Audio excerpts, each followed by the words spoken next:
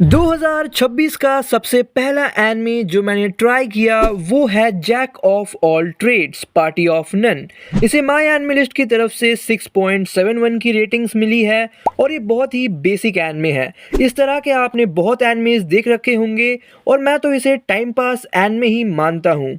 अगर go for it बनना है बेसिक एनिमेज को तो एनिमेशन तगड़ी होनी चाहिए जो कि उतनी तगड़ी है नहीं और सीजीआई का भी बहुत यूज़ किया गया है। स्टूडियो है एनिमेशन स्टूडियो 42 और ये इनका पहला एनिमे है। ऑडियंस से मुझे सिर्फ एक क्वेश्चन पूछना है, क्या आप बोर नहीं होते हो kicked out of heroes party वाले कॉन्सेप्ट को लेकर इतने एनिमेज देखने के बाद? मतलब ऑडियंस को मेन कैरेक्टर से घंटा कुछ फील नहीं होता है कि अरे उसे भगा दिया है उस ग्रुप से, बल्कि ऑडियंस को उस कैरेक्टर की ऑरा फार्मिंग देखनी है कि कैसे वो अपना यूज़फुलनेस दिखाएगा सोलो या फिर किसी और ग्रुप के साथ। अब अगर बात करें इसके वर्ल्ड की तो इस वर्ल्ड में एक हीरो पार्टी है एस रैंक वाली जिसमें स्वॉर्ड सेंट है Oliver Cardiff, defender Derek Mosley, sorcerer Ainley Wills और हीलर लूना। ये लोग सबसे पहले पहुंचते हैं 94th फ्लोर में in the southern great dungeon. ऐसे ही और भी डंजन्स हैं और इनके ग्रुप को छोड़ के एक और पॉपुलर क्लैन है जिसका नाम है the night sky silver rabbits, जिसकी लीडर है सेल्मा क्लॉडेल जो इस कंटिनेंट की सबसे पावरफुल एन्चेंटर है। और उनके यूनिट 1 के मेंबर्स हैं रेन हगवेल, लुक्रेटिया ओटिस और विल्केस स्लेवरी। सिल्वर रैबिट के कैप्टन हैं विंस ब्रायर्थ जिनको सब रिस्पेक्ट देते हैं क्योंकि इन्होंने क्लैन को रिबिल्ड किया एक क्राइसिस से। इस क्लैन के और भी मेंबर्स हैं लाइक एंथम, बर्नार्ड और कैथी। उसी के साथ एक ग्रैम्स भी हैं जनरल स्टोर से जिससे हमारा मेन कैरेक्टर अच्छे से सब कुछ शेयर कर सकता है, जिनका नाम है कैरोडल इवेंस। और शियोन नाम की एक लड़की है जिससे हमारा मेन कैरेक्टर ओरहुन और ओलिवर का कुछ कनेक्शन है। उसी के साथ रैबिट्स के 3 स्टार रुकीज़ हैं जिनका पोटेंशियल बहुत ज़्यादा है। सबसे पहले लोगन हेवार्ड, सोफिया क्लॉडेल और कैरोलिन इंग्लॉट, और इन तीनों के पास्ट के बारे में भी थोड़ा बहुत दिखाया गया है। इसके अलावा एक एन्चेंटर है वेस्टर्न ग्रेट डंजन से फिली कारपेंटर जो बाद में हीरो पार्टी को ज्वाइन करती है जब हमारे मेन कैरेक्टर को भगा दिया जाता है। और इस एनिमे का मेन एंटागोनिस्ट शायद से ग्रैंड मास्टर है जिसे एपिसोड 8 में दिखाया गया। तो अब बात करते हैं इसके प्लॉट की। 8 साल पहले हमारा मेन कैरेक्टर ओरहुन और ओलिवर एक पार्टी फॉर्म करते हैं विथ लूना और कुछ ही सालों में अपने टीम वर्क के साथ सबसे पहले ग्रुप बनते हैं जो 94th फ्लोर तक पहुंच जाते हैं सदर्न ग्रेट डंजन की। पर लूना की गैर हाजिरी में ओलिवर ओरहुन को भगा देता है क्योंकि ओरहुन एक एस रैंक एन्चेंटर नहीं था। He was basically jack of all trades, तो उसे उसके वीक सपोर्ट मैजिक की कोई ज़रूरत नहीं थी। तो यहाँ से मेन कैरेक्टर की जर्नी कैसी रहेगी, क्या वो सोलो जाएगा या फिर वो किसी नए ग्रुप को ज्वाइन करेगा, जानने के लिए देखिए ये एनिमे जिसमें 12 एपिसोड्स हैं। पर जाने से पहले 2 और रिकमेंडेशन दे देता हूँ, Demons of the shadow realm और काया चान इज़न्ट स्केरी। तो अब आते हैं ओवरऑल रिव्यू पर। नूब्स के लिए पासिबल, जनरल ऑडियंस के लिए ठीक ठाक, प्रो ऑडियंस के लिए टिपिकल, रिव्यूअर्स के लिए ऑर्डिनरी और मेरी तरफ से एवरेज। तो अब आते हैं सरप्राइज पैकेट पर और आज मैं फिर से बात करूंगा Hunter Hunter Chimera Ant arc from episode 79 to 81। So let's start with episode 79। सबसे पहले हमें मैप दिखाया जाता है कि यॉर्क न्यू सिटी से माइटीन यूनियन कितनी दूर है और उसके 5 कंट्रीज़ को भी दिखाया जाता है जो कि थे NGL autonomous region, republic of Rocario, republic of Hash, republic of West Gortu और रिपब्लिक ऑफ ईस्ट गॉर्ट्यू। तो गॉन, किलुआ और काइट की पार्टी रिपब्लिक ऑफ रोकारियो से एनजीएल ऑटोनोमस रीजन ट्रैवल करते हैं और ड्राइवर बताता है कि पता नहीं क्या चल रहा है उधर, बट मैंने आज 10 ग्रुप्स को वहाँ ले गया था जिनमें से एक ग्रुप पोन्जू और पोक्कल का भी था। इसके बाद हमें स्क्वाड्रन लीडर्स दिखाए जाते हैं जिनका नामकरण हो गया था। चलो कुछ के नाम्स मैं आपको बता देता हूँ। कॉल्ट, चीतू, पेगी, जाजान, मेलियोरन, युंजू, लियोल, टर्टल और बिहॉन। इसके बाद हमें दिखाया जाता है कि युनजू, मॉस्क्यूटो और सेंटीपिड ये इंसानों को मार रहे होते हैं जिनके पास गन्स वगैरह थी। इसके बाद सीन शिफ्ट होता है और गॉन, किलुआ और काइट एनजीएल बॉर्डर स्टॉप तक पहुंच जाते हैं, जहां उनकी चेकिंग वगैरह होती है, एक्सरे होता है और उसके बाद जाके ही उन्हें एनजीएल घुसने दिया जाता है। इसके बाद कोला, जो कि एक काइमेरा एंट था, वो एक ह्यूमन को मारते हुए नज़र आता है और कोल्ट रैमॉट को रोकता है एक बच्चे को खाने से। इसके बाद जाजान के ग्रुप मेंबर्स पोक्कल और पोन्जू के ग्रुप के ऊपर अटैक कर देते हैं जब वो इन्वेस्टिगेट कर रहे थे और हमें यहाँ पोक्कल रेड एरो यूज़ करते हुए नज़र आता है। और एपिसोड के एंड तरफ हमें ये देखने को मिलता है कि युनजू, मॉस्क्यूटो और सेंटीपिड इन्होंने अंडरग्राउंड बेस पर हमला मार दिया है, जहाँ Gyro the former king of Angiel रहता है और वहाँ एक गार्ड का नाम था जाइखाल, जो बाद में जाके वेल्फिन नाम का काइमेरा एंट बनेगा। एपिसोड 80 में गायरो की सैड बैक स्टोरी दिखाई जाती है विथ हिज फादर और ये भी दिखाया जाता है कि वो कैसे वहाँ का रूलर बना और उसने D2 का डिस्ट्रीब्यूशन कैसे किया। इसके बाद कोल्ट एग्जामिन करता है जाजान के ग्रुप मेंबर्स के डेड बॉडीज़ को, क्योंकि इन्हें गन से नहीं मारा गया था। इसके बारे में वो पेगी के साथ बात करता है और गलती से वो रेना का नाम ले लेता है। इसके बाद सीन शिफ्ट होता है पोक्कल और पोन्जू के ग्रुप पर, जहां वो डिस्कस कर ही रहे होते हैं इस जगह को छोड़कर जाने की, पर तभी पेकुबा को एक काइमेरा एंट मार देता है। तो पोक्कल गुस्से में अपने नैन एरोस का यूज़ करता है और वो उस काइमेरा एंट को मार देता है और वो अपने ग्रुप को भागने को कहता है, पर तभी पाइक उनके ऊपर अटैक मार देता है और वो बाल्डा का सर खा लेता है।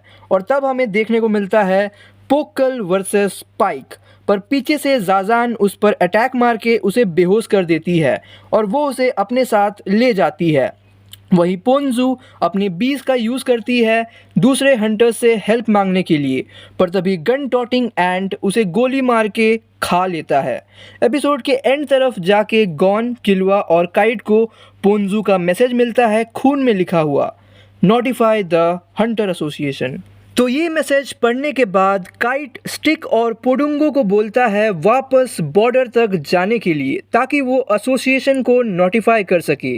और गॉन, किलुआ और काइट उस लोकेशन पर पहुंचते हैं जहां से बीस को भेजा गया था, पर वहां उन्हें सिर्फ पोन्जू का ब्लड ही दिखता है। एपिसोड 81 में जाजान बाकी स्क्वाड्रन लीडर्स को बोलती है कि उसने एक रेयर ह्यूमन को पकड़ा है और वो कैसे नैन को देख सकते हैं। इसके बाद सीन शिफ्ट होता है और गॉन, किलुआ और काइट एक विलेज में हमें देखने को मिलते हैं जहां कोई नहीं था, सिर्फ घोड़ों के लाशें ही थी जो रैमॉट ने शिकार किए थे। तो काइट गॉन और किलुआ को रैमॉट को हराने को बोलता है, क्योंकि अगर वो इसे नहीं हरा पाए तो आगे और डिफ़िकल्टी आएगी। तो हमें एक फ़ाइट सीन देखने को मिलती है इन तीनों के बीच, पर कोल्ट रैमॉट को बचा लेता है और रैमॉट कसम खाता है अपना रिवेंज लेने की, और वो ये भी बताता है कोल्ट को कि बाकी स्क्वाड लीडर्स इंसानों को खाते हैं, फिर मैं क्यों नहीं खा सकता इंसानों को। तो कोल्ट जाता है चीतू, लियोल, हीना और फ्लटर से इस बारे में बात करने के लिए, और चीतू बताता है कि वो हम अपने फ्री टाइम में करते हैं जब हम अपना डेली कोटा कंप्लीट कर लेते हैं। तो कोल्ट एक सजेशन देता है कि अगर इतना ही पावर शो करना है तो रेयर ह्यूमंस को पकड़ के लाओ। तो लियोल बोलता है क्यों नहीं, ज़रूर पकड़ेंगे। पर जैसे ही कोल्ट और चीतू जाने लगते हैं तो वो बोलता है अगर मुझे रेयर ह्यूमंस मिले तो पकड़ने के बजाय मैं उन्हें मारकर खा जाऊंगा। और इसी के साथ एपिसोड के एंड में गॉन, किलुआ और काइट उस फैक्ट्री तक पहुंच जाते हैं जहां पे युनजू, सेंटीपिड और मॉस्क्यूटो है। तो अब हम बात करेंगे फ्री रेन के पहले एपिसोड की। ये काफ़ी बेहतरीन एनिमे है और बहुत सारे थीम्स को ये कवर करती है, like value of time, regrets, legacy, ETC। पहले एपिसोड में ओरियोल की बात होती है जिसे हेवन भी कहा जाता है, और ये northern most end of the continent में लोकेटेड है जहाँ डीमन किंग कैसल भी है।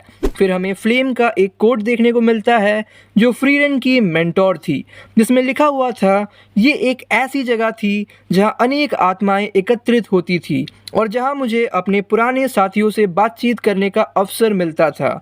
इसके बाद हमारे चारों कैरेक्टर्स इंट्रोड्यूस होते हैं, फ्रीरेन, हिमेल, हाइटर और आइसन, जो रॉयल कैपिटल लौट रहे होते हैं after defeating the demon Lord. तो सिटी पहुंचते ही सारे लोग उनके अराइवल को सेलिब्रेट करते हैं और किंग उन सब की तारीफ करते हैं क्योंकि इसके बाद दुनिया शांति के युग में प्रवेश करेगी। तो उस रात वो सेलिब्रेट कर रहे होते हैं अपनी जर्नी और पुरानी यादों को जो 10 साल उन्होंने एक साथ बिताए थे। तभी वो एरा मीटियोर शावर देखते हैं जो हर 50 साल में आता है। तो फ्रीरेन बोलती है कि अगली बार वो उन्हें एक बेटर लोकेशन से एरा मीटियोर शावर दिखाएगी, जिसे हिमेल एक्सेप्ट करता है। और इसके बाद अगले दिन सब अपने अपने रास्ते निकल पड़ते हैं क्योंकि फ्रीरेन को मैजिक कलेक्ट करना पसंद है और वो ये भी बताती है कि वो लगभग 100 साल तक सेंट्रल लैंड्स की यात्रा करने की योजना बना रही है। तो कभी कभार मिल लेंगे, पर उसे क्या मालूम था इंसानों का लाइफ स्पैन एल्फ से कम होता है। हाइटर भी बोलता है इसके ऊपर, हम कभी भी एक एल्फ की समय की समझ को नहीं समझ पाएंगे। इसके बाद 50 साल का टाइम स्किप होता है और फ्रीरेन एक शॉप जाती है शैडो ड्रैगन्स हॉर्न को ऑब्टेन करने के लिए, पर उनके पास वो नहीं होता और वो बोलते भी हैं I haven't even seen an emerald dragon for 20-30 years। तो फ्रीरेन को याद आता है कि हिमेल के पास शायद वो चीज़ होगी, पर जब वो उससे मिलने जाती है उसे एक बूढ़ा हिमेल देखने को मिलता है जो उसे वो चीज़ दे देता है। इसके बाद वो और हिमेल तैयार होते हैं एरा मीटियोर शावर को देखने के लिए, जिसका फ्रीरेन ने उसे प्रॉमिस किया था। वो हाइटर और आइसन से मिलते हैं होली सिटी स्ट्राहल में और फ्रीरेन बताती है कि उस जगह जाने के लिए 1 हफ्ते लगेंगे। ये जर्नी हिमेल को बहुत अच्छी लगती है और वो मीटियोर शावर देखते हैं जाइंट लेक के सामने। इसके कुछ समय बाद ही हिमेल मर जाता है और बाकी हीरो पार्टी के मेंबर्स उसके फ्यूनरल को अटेंड करते हैं और तब जाके फ्रीरेन को उसके साथ बिताए हुए समय याद आते हैं और वो बोलती है so why didn't I try to get to know him better. तो हाइटर और आइसन कंफर्ट ऑफर करते हैं और इसके बाद फिर ये लोग अपने अपने रास्ते निकल पड़ते हैं। इसके बाद 20 साल का टाइम स्किप होता है और फ्रीरेन को फर्न नाम की एक लड़की मिलती है होली सिटी के जंगलों में, जो उसे हाइटर के पास ले जाती है। हाइटर फ्रीरेन से एक रिक्वेस्ट करता है फर्न को उसका अप्रेंटिस बना लेने के लिए, जिसके पास मेज बनने का पोटेंशियल है, पर फ्रीरेन को कोई इंटरेस्ट नहीं था एक अप्रेंटिस रखने में। तो हाइटर दूसरा रिक्वेस्ट करता है जो कि था सेज एविक्स के ग्रीमोर को डिसाइफर करने का, जिसमें 5-6 साल तो लग ही जाएंगे। पर फ्रीरेन को जानना था क्यों वो इस बुक में इंटरेस्टेड है और वो बोलता है I am more afraid of dying now than I was back then. इसके बाद फ्रीरेन फर्न को ढूंढने जाती है, जहां फर्न बताती है सर हाइटर ने कहा है कि अगर मैं उस चट्टान को शूट कर सकूं तो मैं एक फुल फ्लेजेड जादूगर बन सकती हूं। तो वो फ्रीरेन से पूछती है कि ये वो कैसे करे। तो रिप्लाई देते हुए फ्रीरेन पूछती है डू यू लाइक मैजिक, जिसका आंसर देते हुए फर्न बोलती है मॉडरेटली। और यही एपिसोड एंड हो जाता है। It was a beautiful episode और हम यहीं सरप्राइज पैकेट को एंड करते हैं। उम्मीद है कि आपको ये वीडियो पसंद आई होगी। तो आपसे जल्दी मुलाकात होगी एक नए वीडियो के साथ। Till then take care and good bye.